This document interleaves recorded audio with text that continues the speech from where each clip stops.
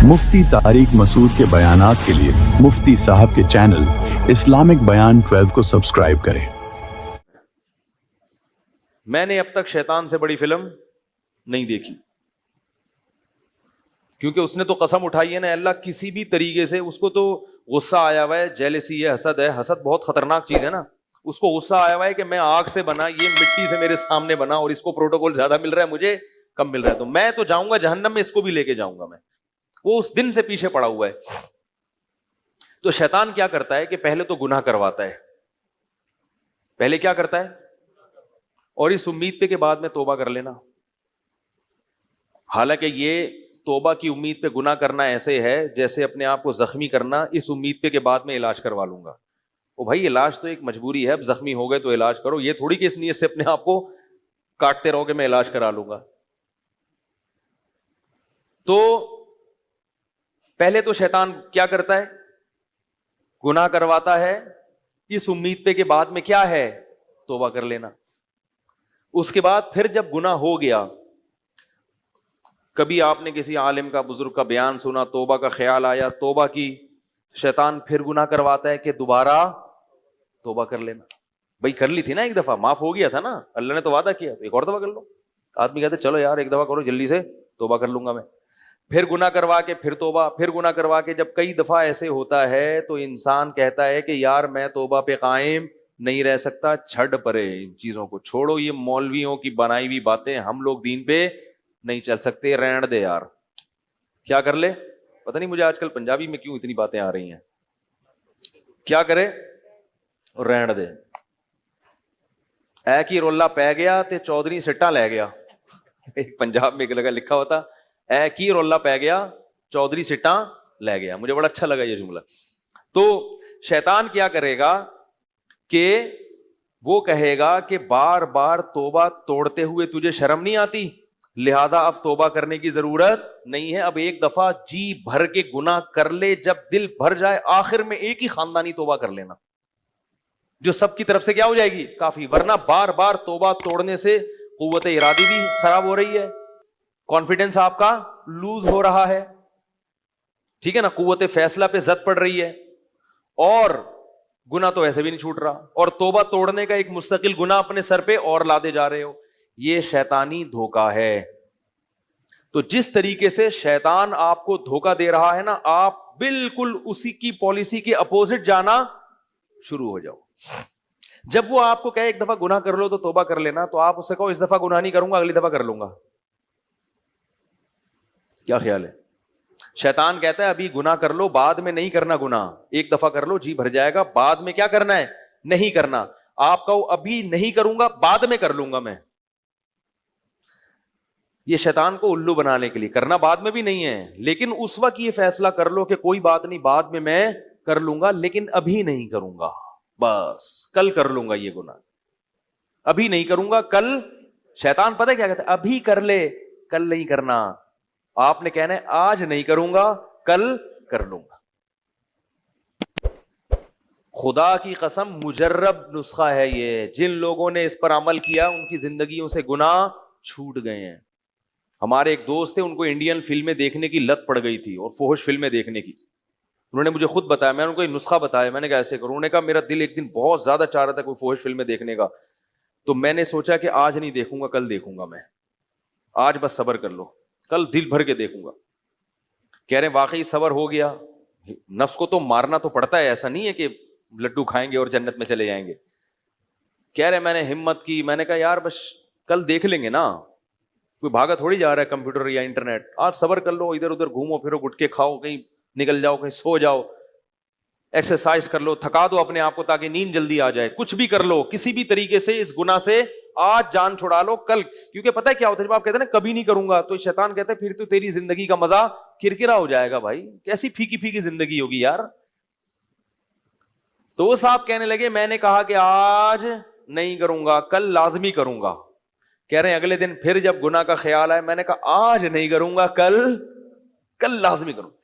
کہہ رہے ہیں خدا کی قسم وہ گناہ مجھ سے چھوٹ گیا جس گناہ کے بارے میں یہ سمجھتا تھا کہ کبھی بھی نہیں چھوٹے گا۔ تو شیطان کو آپ نے جو ٹوپی شیطان آپ کو کرا رہا ہے آپ نے اس کو پگڑیاں کرانا شروع کر دی. دوسری بات یہ کہ اگر شیطان نے بالفرض کسی سے گناہ کرا دیا, اللہ معاف فرمائے, بڑی مصیبت ہے یہ جب پڑ جاتا ہے نا ان چیزوں میں, تو اب بار بار توبہ جب ٹوٹ رہی ہے تو شیطان کہے گا ایسی توبہ کا فائدہ کیا جس توبہ پہ آپ قائم نہیں رہ سکتے. توبہ توڑنا بھی تو ایک جرم ہے نا, تو شیطان کو یہ بتا دو کہ توبہ توڑنا تو جرم ہے, اس توبہ توڑنے پر معافی مانگنا یہ جرم نہیں ہے. توبہ توڑتے ہوئے شرم آنی چاہیے, دوبارہ جوڑتے ہوئے شرم نہیں آنی چاہیے. ہاں جرم کی نوعیت بڑھ گئی, ایک پہلے جرم کیا تھا اور ایک توبہ جو توڑ دی ہے, تو جیسے اس جرم کی سزا اللہ سے معافی مانگنا, اس جرم کی سزا بھی اللہ سے معافی مانگنا, اور تگڑی معافی مانگو. بار بار بھی توبہ کر کے اگر آدمی توبہ کرتا رہے گا تو توبہ 100 دفعہ بھی کرے گا نا توبہ, تو 1000ویں مرتبہ بھی توبہ کرے گا تو اللہ تعالیٰ اس بیس پر توبہ کو رد نہیں کریں گے کہ تو پہلے 10 دفعہ یہ توبہ توڑ چکا ہے یا 100 دفعہ توڑ چکا ہے. اس بیس پہ توبہ رد نہیں کی جاتی. کیوں بھائی, اللہ نے کیوں فیصلہ کیا کہ تو 1000 دفعہ بھی کرے گا نا توبہ تو میں توبہ قبول کروں گا, بس یہ فیصلہ کیوں؟ اس لیے کہ اگر اللہ نے کسی بھی وقت آپ کو یہ کہہ دیا کہ تمہاری توبہ کا تمہارے پاس آپشن نہیں ہے, تم نے اتنی دفعہ توڑی ہے کہ اب میں تمہاری توبہ قبول نہیں کروں گا, تو پھر آپ کو اللہ کے در کے علاوہ کسی اور کے در پہ جانے کا جواز مل جائے گا. دیکھو ابا سے قرضہ لینے گئے اور ضرورت بہت شدید ہے, ضرورت بہت شدید ہے, کھانے کو روٹی نہیں. ایک مثال دے رہا ہوں, ابا نے کہا جا اڑے میں پیسے نہیں دیتا, تو کم وقت اڑا دیتا ہے پیسے, تو نے پہلے بھی اتنی دفعہ گٹکوں میں اڑائے ہیں اور یہ اور وہ اور فلانا. آپ کا ابا آپ کی تقریر کتنی اچھی کیوں نہ ہو, میں بہت اسراف کرنے والا, میں نے عیاشی میں اڑا دی ہے, پوری جائیدادیں اڑا دی, مگر ابھی میرے پاس روٹی نہیں ہے. آپ کی تقریر بہت ٹائٹ ہے, اب اگر آپ نے مجھے پیسے نہیں دیے تو میں وسیم بھائی سے جا کے لے لوں گا, ٹھیک ہے نا. تو لوگ بولیں گے اس کا باپ غریب آدمی ہے, اتنے بڑے سیٹھ کا بیٹا اور قرضے مانگ رہا ہے کسی کباڑیے سے, کبھی گولے گنڈے والے سے, کبھی ٹماٹر والے سے. تو باپ اپنی یہ بے عزتی برداشت بولو بھائی نہیں کر سکتا. اللہ کہتے ہیں 100 مرتبہ بھی اگر توبہ ٹوٹ جائے, آنا کس کے پاس ہے؟ میرے پاس, کیونکہ میں یہ برداشت نہیں کرتا کہ تمہارے یہ ہاتھ میرے علاوہ کسی اور کے در پہ اٹھیں اور تم اس سے امیدیں لگاؤ. کیونکہ اللہ اپنی توحید کے معاملے میں بہت غیرت والا ہے, وہ اپنے ساتھ کسی کی شرکت برداشت نہیں کرتا, اور اسے بندے کی یہ ادا بہت پسند آتی ہے کہ یہ محتاج ہو کے ہاتھ صرف میرے در پہ اٹھاتا ہے. جتنی انسان کو روٹی کی ضرورت ہے نا, اس سے کئی گنا زیادہ ضرورت ہے اپنا گناہ معاف کروانے کی, کیونکہ ہمارے پاس اس کے علاوہ کوئی آپشن, کیونکہ اللہ نے گناہ پہ جو سزائیں رکھی ہیں وہ اتنی سخت ہیں کہ آپ اللہ سے کہیں اللہ میں نے 100 دفعہ بھی توبہ توڑی ہے لیکن میں تیری جہنم کی آگ برداشت نہیں کر سکتا, مجھے معاف کرنا ہے تجھے. نہیں آ رہی میرا خیال ہے بات, میں معاف کروا کے چھوڑوں گا, میرے پاس ہے اللہ اس کے علاوہ کوئی آپشن نہیں ہے. میں کتنا بڑا مجرم, بار بار توبہ توڑی میں نے, بار بار معاہدے کی خلاف ورزی کی, لیکن میں جہنم کی آگ برداشت نہیں کر سکتا, جتنا بڑا مجرم ہوں. لیکن یہ کرنا پڑے گا, تجھے معاف کرنا پڑے گا. اور اللہ کو معافی کے معاملے میں یہی اسٹائل بندے کا پسند ہے, پیچھے پڑ جائے. تبھی حدیث میں آتا ہے اللہ سے یوں دعا نہ مانگو, اللہ اگر تو چاہتا ہے تو یہ کر دے, نہیں چاہتا ہے تو نہیں کر. آپ کسی وسیم بھائی سے قرضہ لینے کے لیے جائیں, بولے یار 1 کروڑ روپے چاہیے, کہ واقعی چاہیے, کہ مرضی ہے, دینا ہے تو دے دو, نہیں دینا تو وہ بھی چلے گا, دے گا وہ. دنیا میں تو پھر بھی انسان کہتا ہے کہ اللہ دینا چاہے دے دے, لیکن بھائی جہنم کی آگ یہ برداشت نہیں ہے, یہ تو اللہ کے غضب کا نام ہے. تو اللہ کا غضب کون برداشت کر سکتا ہے؟ تو اس میں تو اللہ کے سامنے گڑ گڑانا ہے, اے اللہ 1000 بار میں نے گناہ کیا, 1000 بار توبہ کی, 1000 بار توبہ توڑی, اب 1001 بھی مرتبہ میں آ رہا ہوں تیرے پاس, اب بھی تجھ سے کہہ رہا ہوں کہ یہ جو میں نے گناہ کیے اور جتنی دفعہ توبہ توڑی ہے یہ سارے میرے معاف کر دے, میرے پاس اس کے علاوہ کوئی آپشن نہیں ہے. اب شیطان کہے گا کہ کمبخت تو پھر دوبارہ گناہ کرے گا, تو آپ اللہ سے کہو اے اللہ میں تجھ سے عہد کرتا ہوں دوبارہ گناہ نہیں کروں گا, میں یہی کر سکتا ہوں, میرے پاس اس کے علاوہ کچھ استعداد کوئی بات نہیں. اگر گناہ سے بچ نہیں سکا تو توبہ ہی کرتا رہے گا نا, یہی ادا اللہ کو پسند آئے گی اور شاید اللہ اسی بیس پر معاف کر دیں.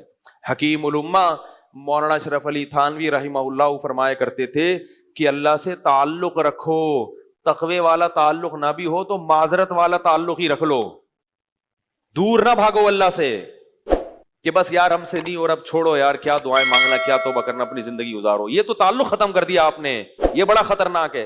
تعلق رہے گا. اولاد کی بھی دو قسمیں ہوتی ہیں, ایک نافرمان اور ایک فرما بردار, لیکن باغی بالکل الگ ہوتے, وہ اپنا الگ گھر بسا کے سو جاتا ہے, ابا کو پوچھتا ہی نہیں. کچھ نافرمان ہوتے ہیں لیکن ابا سے معافی تلافی کر کے ان کا بھی سسٹم چلتا رہتا ہے کچھ نہ کچھ. تو توبہ بہرحال میرے بھائی کرنی ہے. اور شیطان جب یہ کہے کہ تجھے توبہ کرتے ہوئے شرم نہیں آتی تو اسے کہو جب توڑتے ہوئے نہیں آ رہی تھی تو کرتے ہوئے کیوں آئے گی؟